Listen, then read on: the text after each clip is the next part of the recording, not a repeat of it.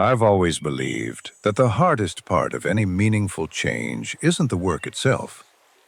It's that first quiet second before the work begins. That tiny pause where your hand hangs over the keyboard, where your shoes sit by the door and you tell yourself you'll run later, where a simple phone call feels like you're lifting 100-pound weight. For years, that little moment beat me more times than I'd ever dare admit out loud. I used to think something was wrong with me, like maybe I just wasn't built for follow-through. Maybe everyone else had some secret gear I didn't have. But the truth is simpler, softer, and far more human. We don't really fear action. We fear the beginning of it. And that's why one day, sitting in my kitchen while the late afternoon light wrapped the room in that tired kind of gold, I made myself a small promise, a quiet promise. A promise that didn't require courage or discipline or some rush of inspiration. Just 60 seconds. 1 minute, I whispered to myself, is all I'm asking for today. I didn't know, in that simple moment at the kitchen table, that this would become a personal experiment, a companion, a kind of lifeline. I had no idea this tiny commitment would follow me into offices and hotel rooms, into airports and half-packed suitcases, into forgotten corners of my home, and eventually into the lives of thousands of people I'd later share it with. I gave it a name so I couldn't wiggle away from it. I called it my one difficult minute. And I want to tell you how that minute changed everything for me. Because if you stay with me, I want to show you something surprising. Your life doesn't really transform when you work harder and harder. It transforms when you learn how to begin. I learned this the hard way, during a season when the demands of modern life felt like they were stacking on top of me like bricks. Emails I didn't want to open, errands I kept pushing to next week, an unfinished project that lived somewhere between guilt and dread. That's the strange thing about procrastination. It feels like avoidance, but it behaves like weight. The longer you carry it, the heavier it gets. One evening, after yet another day of circling around the same tasks without touching them, I finally stopped trying to fight myself. I didn't give myself a lecture. I didn't write a grand plan. I just took a scrap of paper and wrote down the smallest step I could possibly imagine. Sort one email. Not answer, not clear the inbox, not get to zero, just sort. I took a breath. I opened my inbox. I moved one email where it needed to go. It took less than a minute. But here's the part I didn't expect. When that minute ended, the resistance didn't come back. That big wall of invisible pressure, the one that had been towering over me all week, crumbled the moment I crossed the threshold and started. That's when it hit me. The resistance isn't hiding inside the task. It's hiding inside the doorway to the task. The fear isn't in running. It's in putting on your shoes. The fear isn't in the conversation. It's in dialing the number. The fear isn't in the work itself. It's in that single fragile moment before you touch the work. When I saw that clearly, the whole world of effort looked different. And I thought to myself, if the beginning is the real enemy, then the beginning has to become my training ground. So for the next 75 days, I made a decision. Every day, I would choose one avoided action. Just one. And I would do it for exactly 1 minute. Some days it was wiping down a counter I kept pretending not to see. Some days it was opening a document I'd avoided for a month. Some days it was stretching, or reading a single page, or sorting a drawer, or sending a text I'd been delaying like it was a dentist appointment. I stopped caring whether the task was big or small. I cared about one question only. Did I step into the first difficult minute today? And I'll share a secret I learned along the way. That single minute created more change inside me than hours and hours of forced discipline ever had. If you've ever wondered why you avoid things you know you should do, I understand that tug of war. I've lived it. And I've learned that procrastination isn't a sign of laziness. It's a sign of overload. Your mind is trying to protect you, but it protects you in the wrong direction. It doesn't shield you from the task's difficulty. It shields you from the emotional friction of starting, from the uncomfortable feeling right before you begin. The mind whispers, "Not now. You're not ready yet. Later, when you feel better. Later, when you're less tired." And that whisper, repeated often enough, turns into a habit. The habit becomes a story. I'm just a procrastinator. I'm not consistent. I never follow through. And that story becomes a limitation. But limitations built from fear can be dismantled with courage. And sometimes, courage is as small as 60 quiet seconds. Over those 75 days, strange little things began to happen. Nothing dramatic at first, almost invisible. But I started to feel lighter. The unfinished tasks stopped sitting on my chest at night. I stopped feeling that quiet shame of still not done. And something beautiful began to grow inside me. I started trusting myself again. And that may be the most precious change of all. I once told a group of my students, confidence isn't a loud voice. It's a quiet agreement with yourself that you'll show up when you say you will. Those 75 days proved that to me. Confidence doesn't grow only from big victories. It grows from small, kept promises. And when you keep a tiny promise every single day, even for just 1 minute, something powerful happens. Your mind stops fearing the beginning. It stops bracing for failure. It stops running from your own life. It simply opens the door. Now, I want to take you a bit deeper into the real mechanics of why this works, why your brain behaves the way it does, what begins to shift inside you when you train yourself to begin without fear. But before we go there, let me ask you something. When was the last time you surprised yourself in a good way?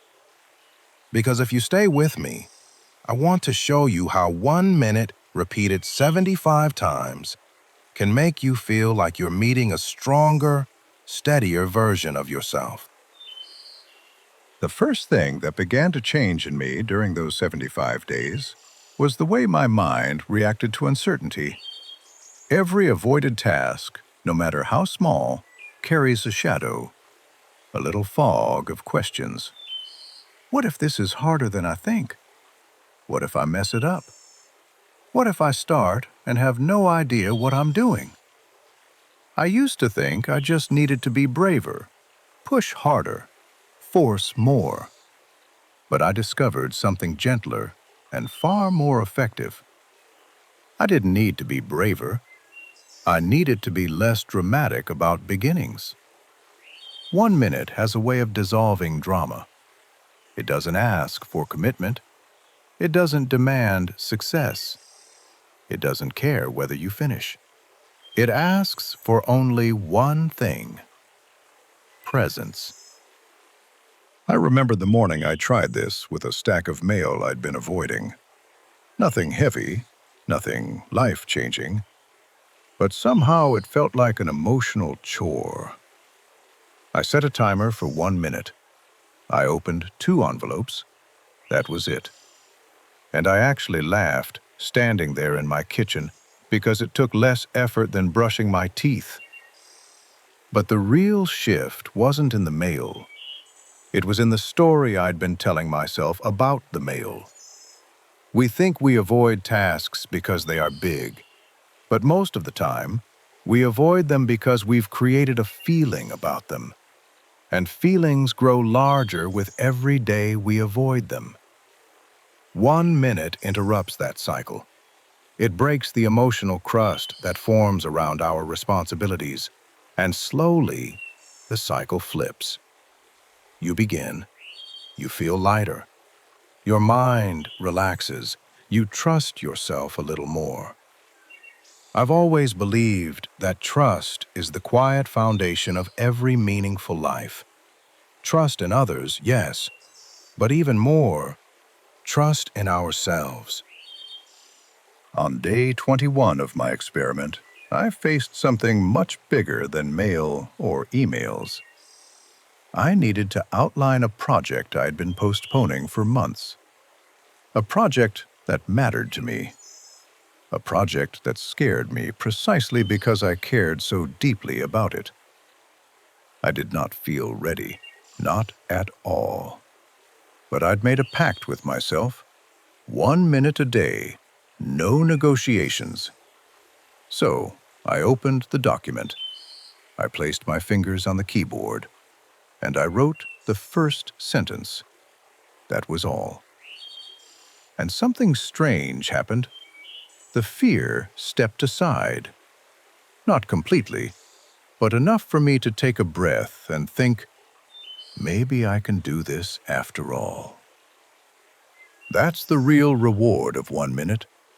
It opens a crack in the wall. A crack just wide enough for belief to slip through. As the days passed, I noticed something unexpected. Tasks that once felt like mountains began to feel neutral. Not exciting, not terrifying, just simple, ordinary, doable. It reminded me of something I once told a friend who was trying to get in shape. I said, "Your muscles don't grow from lifting heavy weights once in a while. They grow from lifting light weights repeatedly, especially on the days you don't feel strong." The mind works the same way. When you begin a task, any task, for a single minute every day, you teach your mind something new. You teach it that beginnings are safe, predictable, harmless. And when your mind stops fearing beginnings, something beautiful happens. You begin more often. You start habits you once avoided. You restart projects you once abandoned. You re-engage with parts of yourself you once hid away. That's why 75 days matter. Because repetition doesn't just build skill, it builds identity. By day 35, I realized I was becoming someone I hadn't been before. Someone who didn't hesitate as much. Someone who picked up the phone the same day instead of the same month. Someone who didn't let little tasks pile up on the corner of the desk and in the back of the mind. Not because I suddenly became a model of discipline, but because I became less afraid. And that's when a deeper question surfaced. I started to wonder, what else in my life have I been avoiding simply because the first minute felt too heavy? That question stayed with me for the rest of the experiment. And every day as I chose one more avoided action and showed up for one more minute, I felt myself growing in a way I didn't expect. Sideways, inward, upward, all at once. We grow quietly long before we grow visibly. Now I want to take you even deeper into the psychology of procrastination itself, into the real reasons intelligent, capable, caring people delay the simplest tasks, into why the mind resists beginnings with such stubborn loyalty. If you've ever frozen right at the doorstep of action, you're not alone. If you've ever stared at a task and felt an invisible force holding your hand back, I've been there too. I've seen that same look in people from every walk of life: CEOs, teachers, artists, exhausted parents, young professionals staring at glowing screens long after midnight. Procrastination isn't a character flaw. It's a self-protection instinct. Your mind isn't trying to sabotage you, it's trying to keep you safe. The trouble is, it doesn't always know the difference between danger and discomfort. When your brain senses uncertainty, or effort, or the possibility of failure, it sends a signal. That signal might feel like heaviness, like hesitation, like dread. Not because the task is dangerous, but because your mind has learned to associate beginnings with strain. I once told a young man in one of my classes, "Your brain is always choosing the shortest path to relief. If opening a document creates tension, your mind learns to avoid it. If answering an email makes your stomach tighten, your mind learns to postpone it. If starting a project triggers old memories of pressure and criticism, your mind protects you by pushing the task away. The mind will always choose relief over progress, unless we gently teach it another way. And that's exactly what 1 minute does.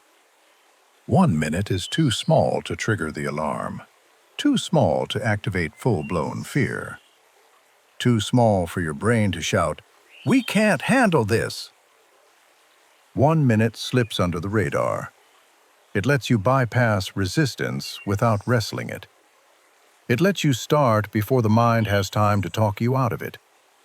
It lets you move while the old story is still waking up.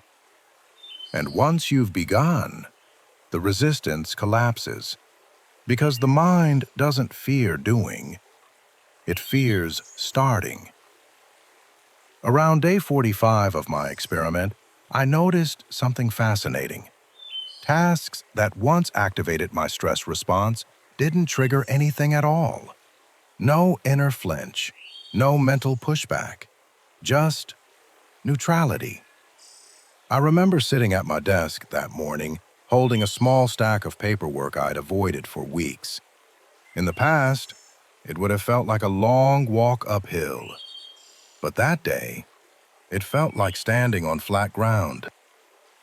That's when I realized something important. I hadn't just been reducing avoidance. I'd been rewiring my emotional response to beginnings. Every minute was a tiny vote. A vote for calm, a vote for courage, a vote for the simple belief that I could handle the first step. 75 days are not magic, but repetition is. And what repetition does for the mind is remarkable. It builds familiarity, and familiarity dissolves fear. That's why the habit stays with you long after the 75 days are over. Because you've trained your brain to trust you at the doorway of action. And that quiet trust, my friend, is one of the most powerful gifts you can give yourself. Now, there's something else that shifted. Something deeper, more personal. Something that honestly surprised me. As I began showing up for that 1 minute each day, a sense of self-respect began to grow inside me. Not pride, not ego, not even what we usually call confidence. Something simpler, something quieter. I started to feel like someone I could rely on. Most people think confidence comes from big achievements, from milestones, from applause. But in my experience, confidence grows from accumulated evidence, from all the tiny moments when you acted in spite of resistance. A minute a day is small, yes, but 75 minutes across 75 days, that's a tapestry of proof, a record of beginnings, a record of courage, a record of showing up when it would have been easier not to. One evening, near the end of the experiment, I sat on my porch as the sky softened into a muted blue. The air was quiet, the kind of quiet where your thoughts finally catch up with you. I thought about how different I felt. Not more successful, not like I had conquered my entire to-do list, just more myself. And I remember whispering, almost without thinking, if I can start anything for a minute, I can start everything in my life. That realization didn't arrive as a burst of motivation. It didn't feel like fireworks. It felt like a quiet truth settling into my chest like a warm stone. Now I want to give you the part I promised you at the beginning, the practical steps, the pieces you can carry into your own life today. Simple, clear, gentle practices that invite you to begin without fear. Before I share them, let me tell you something important. I've spent most of my life watching people struggle with change. Not because they lack intelligence, not because they lack discipline, but because they keep waiting for the perfect moment to begin, the perfect mood, the perfect stretch of free time, the perfect surge of motivation. But life rarely hands us perfect moments. Life hands us small ones, imperfect ones. These one-minute windows that appear between distractions. And when you learn to step through those small windows, your life opens in ways you never expected. So let me walk you through these practices. They are simple enough for a tired mind, gentle enough for a stressed heart, and strong enough to begin changing the way you live. The first practice is what I call the 1-minute start. When something feels heavy, shrink it. You choose one task you've been avoiding, just one. You set a timer for 60 seconds. You begin the task, and when the timer rings, you stop.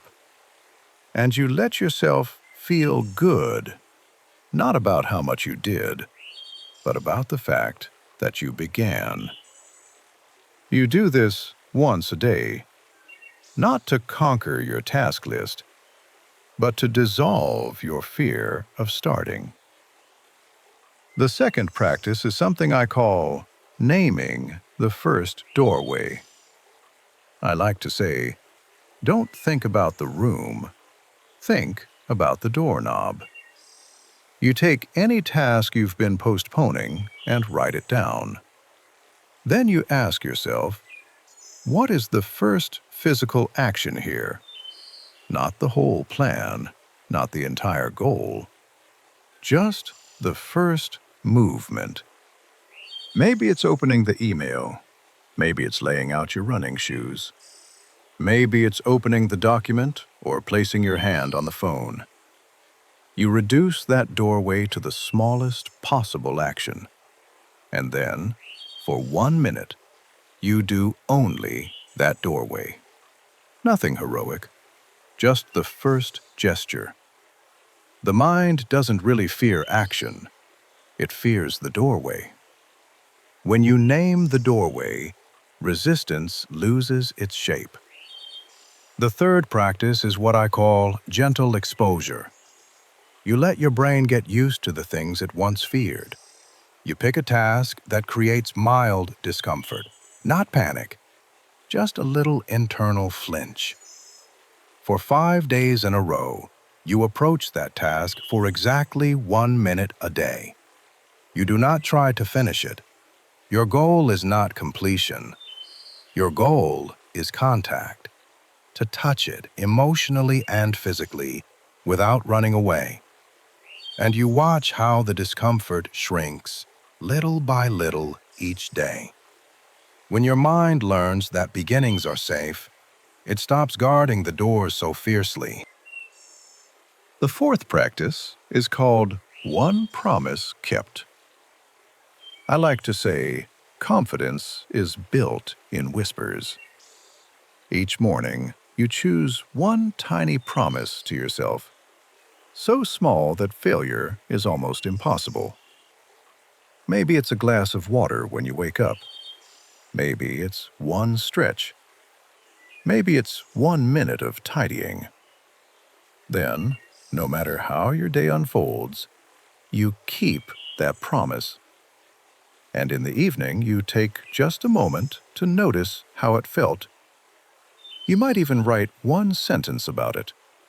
Because confidence is not born from shouting affirmations. It grows from quietly keeping promises you used to break. The fifth practice is what I call the 75-day lens. Identity grows from repetition. You start a simple chart, or you mark a calendar.